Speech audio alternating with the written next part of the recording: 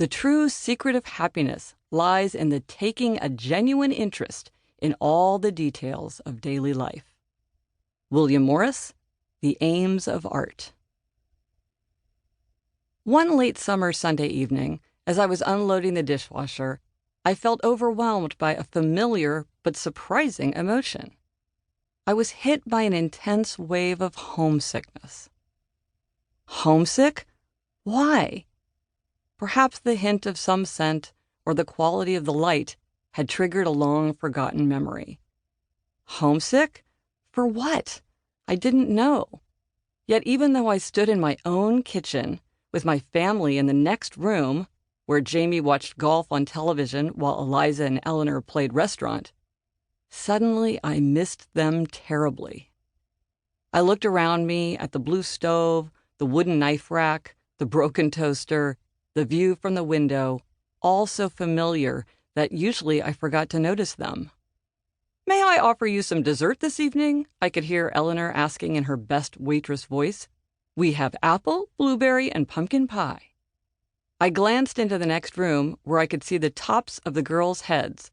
As usual, they were both wearing their straight brown hair in long, messy ponytails, and Eleanor sported a crooked waitress cap.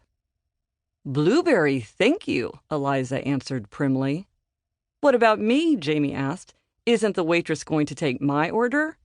"No, Daddy, you're not in the game." What was this yearning I felt?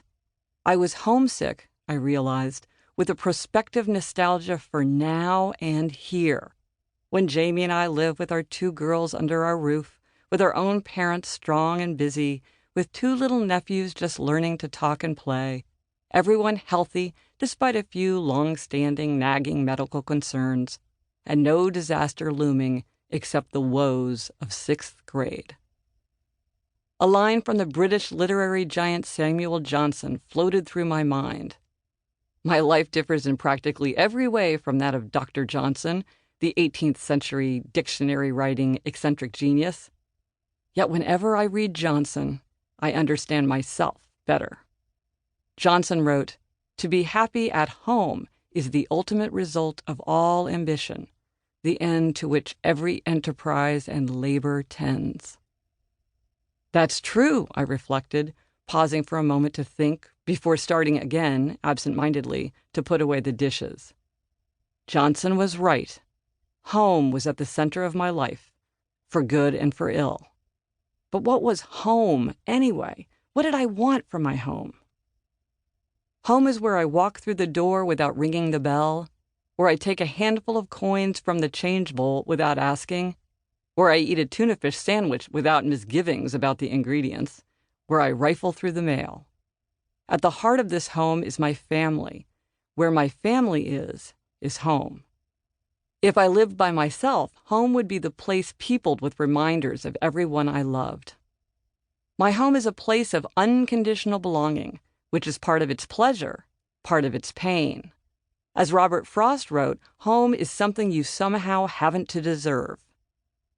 At home, I feel a greater sense of safety and acceptance, and also of responsibility and obligation. With friends, my hospitality is voluntary, but my family never needs an invitation. Although the people in it are its most important element, home is also a place of return, the physical hub of my schedule and of my imagination. In my mind, the entire globe revolves around a single spot where a bright red "You are here" arrow hovers undetected above our roof.